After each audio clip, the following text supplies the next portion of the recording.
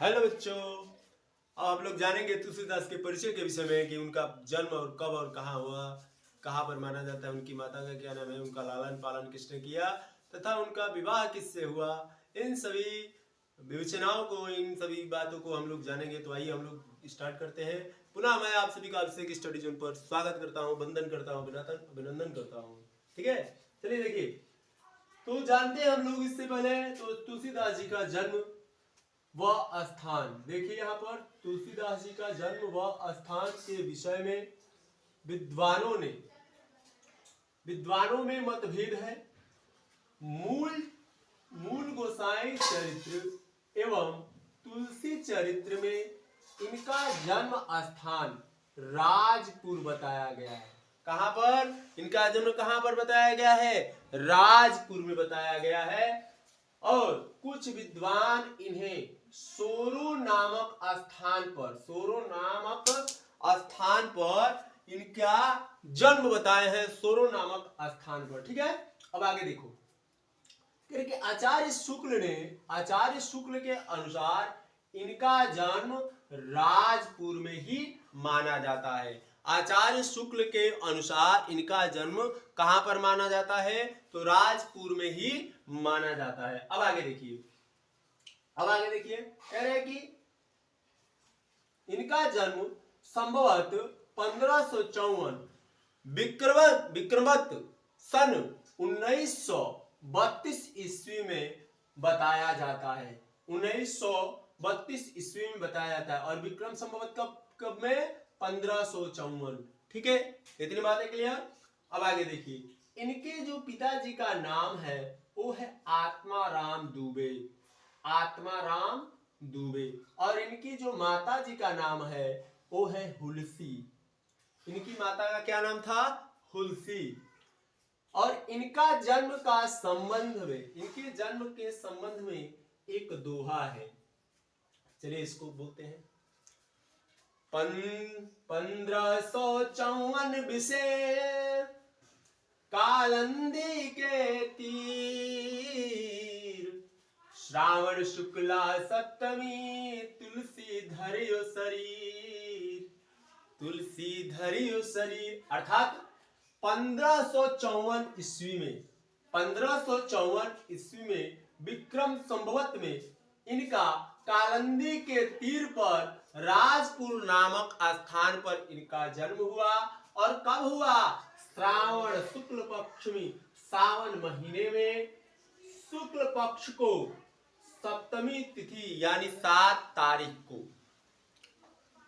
ठीक है, 7 तारीख 1954 ईस्वी में राजपुर में आत्माराम दुबे जी के यहाँ जन्म हुआ था तुलसीदास जी का।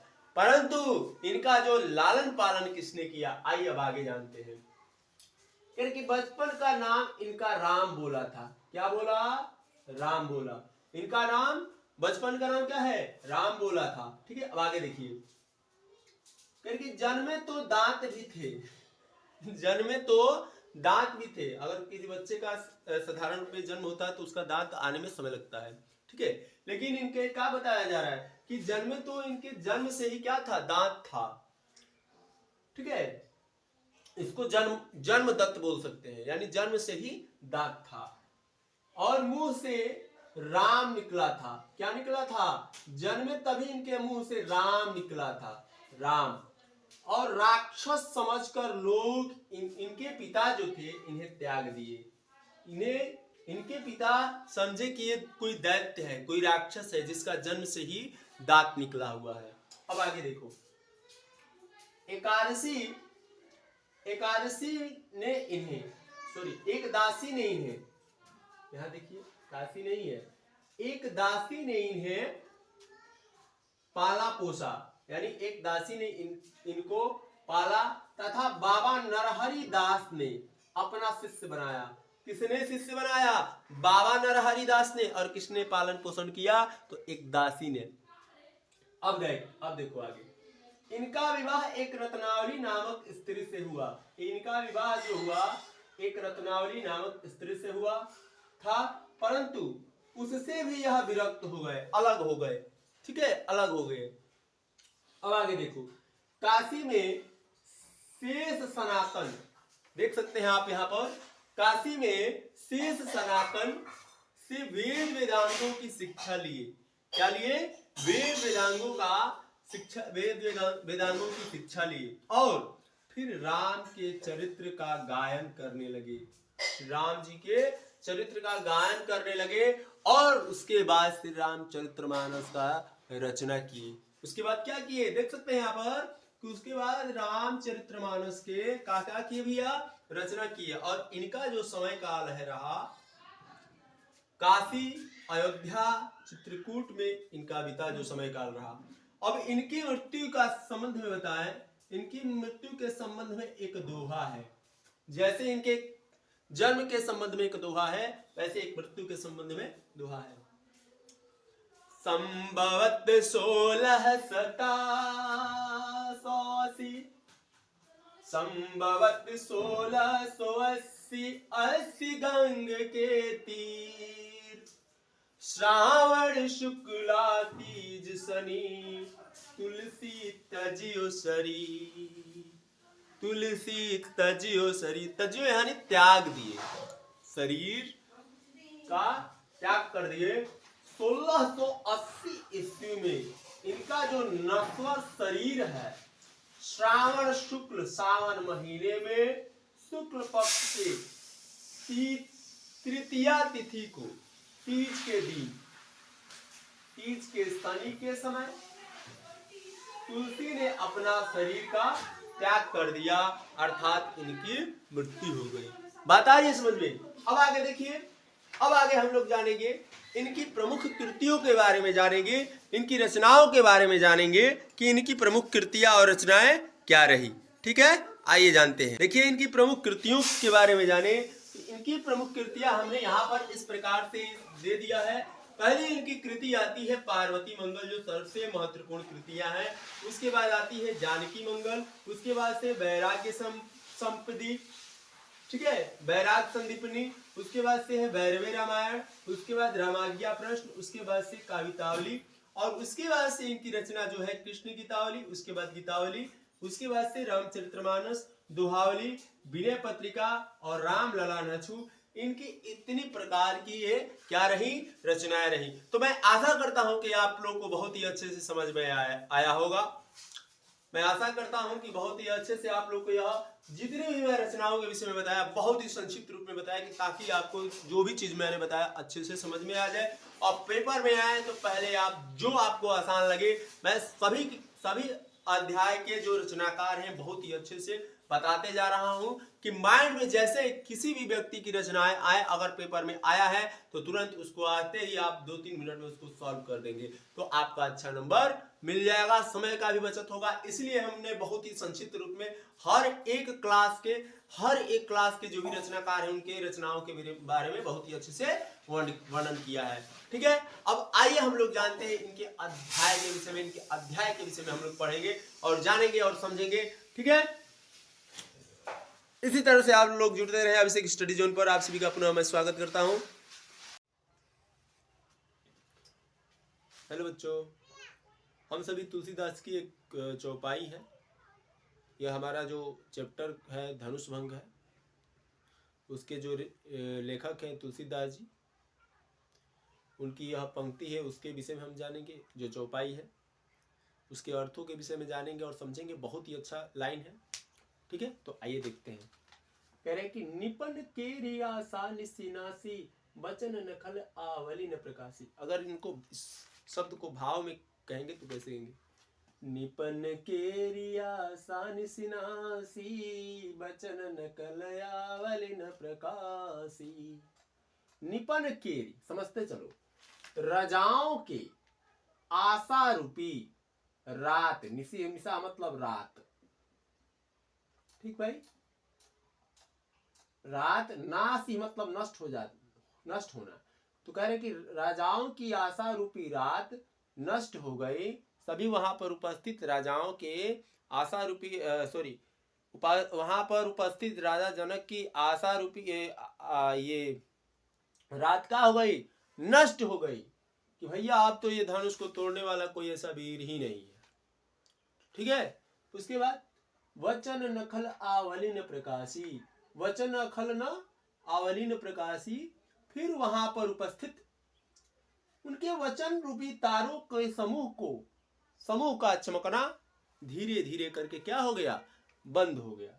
ठीक है। अब आगे देखिए, वचन नखल आवली करेगी तारा, ठीक है, प्रकाश में चमकना क्या हो गया, बंद हो गया। अब आगे देखिए, मान महिप कुमुद सकुचाने, मान महिप कुमुद सकुचाने, कपटी भूप लुक लुकाने। अब वह हम मानते हैं और समझते हैं भैया, वह मानते हैं और समझते हैं, अर्थात कहे तो कि अभिमान रूपी राजा रूपी कुमुद संकुचित हो गए। अभिमान रूपी राजा कुमुद संकुचित हो गए और कपटी राजा रूप उल्लू छिप गया, अर्थात कहे तो गायब हो गया। भय विशोक कोक मुनि देवा, बरसहि सुमन जना वही सेवा। जो वहां पर उपस्थित मुनि और देवतागण तथा चकवा शोक से रहित हो गए, चकवा शोक से रहित हो गए, विशोक मतलब शोक रहित, अर्थात निर्भय हो गए। बरसहि सुमन जना वही सेवा, और फूल माला की क्या करने लगे, वर्षा करने लगे। ठीक है, फूल वर्षाकर अपनी सेवा प्रकट करने लगे। ठीक है, वे सभी फूल वर्षाकर अपनी सेवा क्या करने लगे भाई, प्रकट करने लगे। अब आगे देखो, गुरुपद बंदी सहित अनुरागा। उसके बाद श्री रामचंद्र जी ने सर्वप्रथम अपने गुरु की चरणों की वंदना की। ठीक है, अपने गुरु के चरणों की क्या किया, वंदना। ठीक है, उसके बाद सर्वप्रथम अपने गुरु की वंदना की। राम मुनि ने सनयाय सुमांगा, और अपने गुरु से उन्होंने आशीर्वाद मांगा।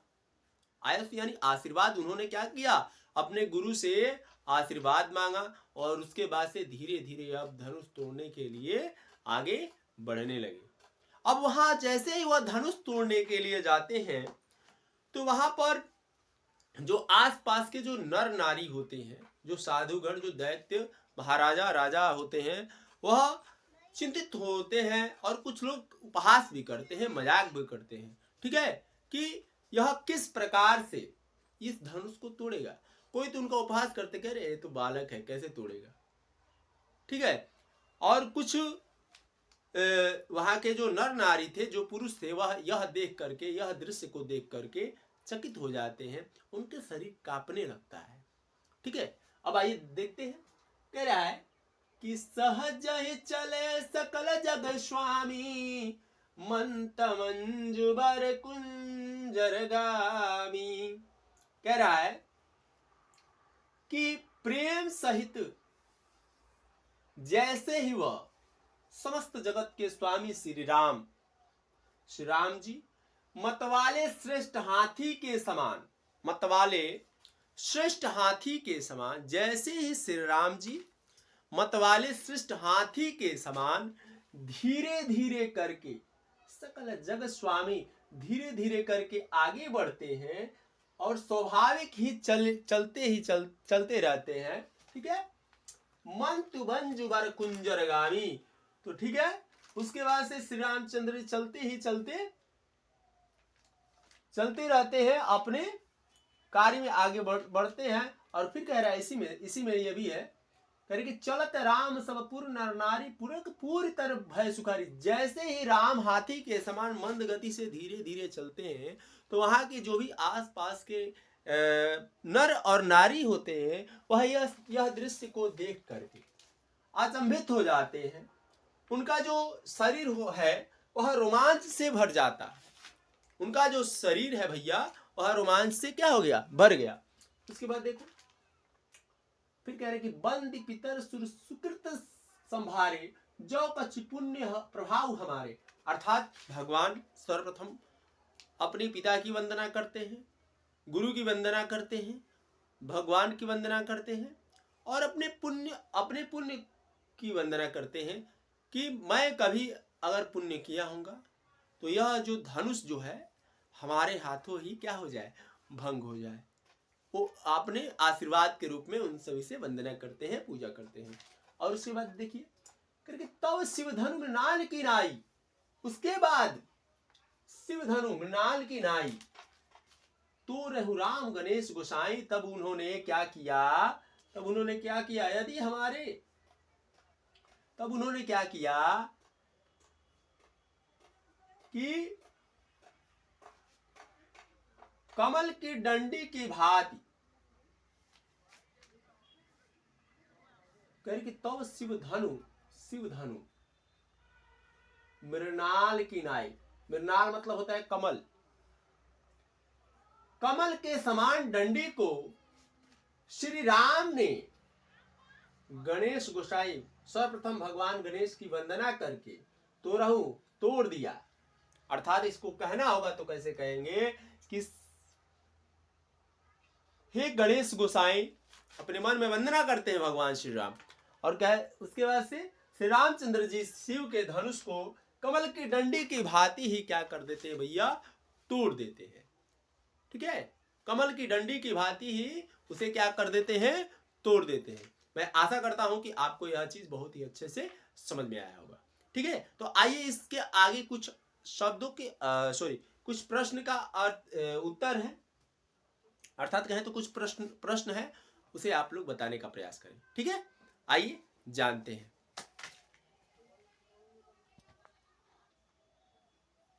देखिए व्याख्या किए हैं यहाँ पर। ठीक है भाई, यहाँ पर व्याख्या किए हैं, इस चीज को देख लें। सर्वप्रथम ये आपका संदर्भ है। प्रस्तुत पद्यांश हमारी पाठ्य पुस्तक के काव्य खंड के अंतर्गत है। इसके रचयिता गोस्वामी तुलसीदास जी हैं। ठीक है, इसकी व्याख्या देखिए। राजाओं की आशा रूपी रात्रि क्या हो गई, नष्ट हो गई। उनके वचन रूपी तारों का समूह का चमकना क्या हो गया भैया, बंद हो गया, अर्थात वे मौन हो गए। अभिमानी राजा रूपी कुमुद संकुचित हो गए, क्या हो गए, संकुचित हो गए। और कपटी राजा रूपी उल्लू क्या हो गया, छिप गया। ठीक है, मुनि और देवता रूपी चकवे शोक रहित हो गए, क्या हो गए, शोक रहित हो गए।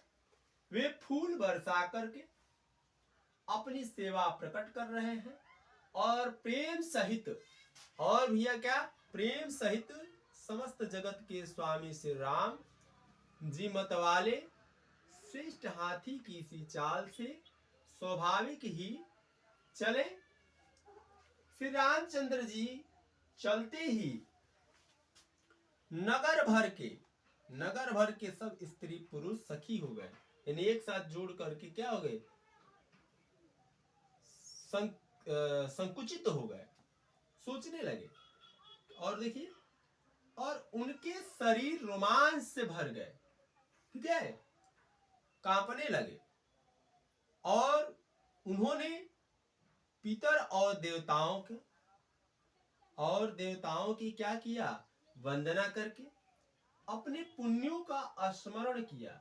यदि हमारे पुण्यों का कुछ भी प्रभाव है, थोड़ा सा भी प्रभाव हो, तो हे गणेश गोसाई, इतनी कह करके बात को उसके बाद से श्री रामचंद्र जी शिव जी के धनुष को कमल की डंडी के समान, डंडी की भांति क्या कर दिया, तोड़